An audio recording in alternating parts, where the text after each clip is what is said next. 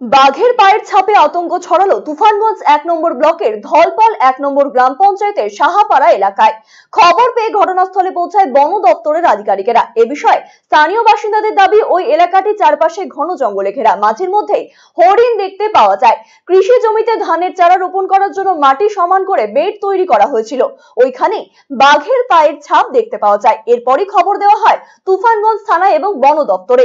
সেখানে পৌঁছান বন দপ্তর আধিকারিকেরা। এ বিষয়ে বন দপ্তর সূত্রে জানা গিয়েছে, সেভাবে বোঝা যাচ্ছে না এটি কিসের পায়ের ছাপ, তবে তদন্ত করে দেখা হচ্ছে। প্রয়োজনে রাতে এলাকায় খাঁচা বসানো হবে।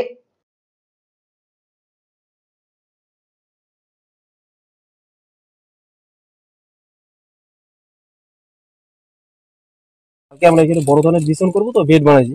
বেড বানানোর পরে চলে গেছি সন্ধ্যার সময়। তো আজকে সকালে এসে দেখেছি এখানে কিছু সাপ, আর কি পায়ের বড় বড় সাপ। সেটা কুত্তা টুত্তা গরুর না।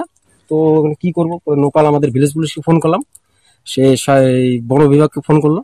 সব অফিসার আসলো, দেখলো, বলছে না এটা অরিজিনালি লেপার্ডের পায়ের সাপ। আচ্ছা, তারপর বলছে হরিণ আছে। দেখলো যে না হরিণ আমরাও দেখছি এখানে ঘোরাঘুরি করে, বেগুন ক্ষেত পুরা খাচ্ছে আমার বেগুন।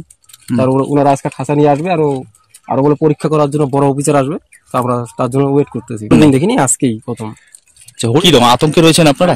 আতঙ্ক তো থাকারই কথা, এতদিন থেকে এত বড় ফরেস্ট কোনোদিন পাইনি। হরিণ আছে, কোনো অসুবিধা নেই, কিন্তু এখন যে লেপার্ড আছে এটা তো আতঙ্কের ব্যাপার। দুনিয়ার বাচ্চা কাচ্চা আসে বড়ই খেতে। আচ্ছা, এখন তো এটা আতঙ্ক আছে যে কোনো বাচ্চা কাচ্চাকে ধরে।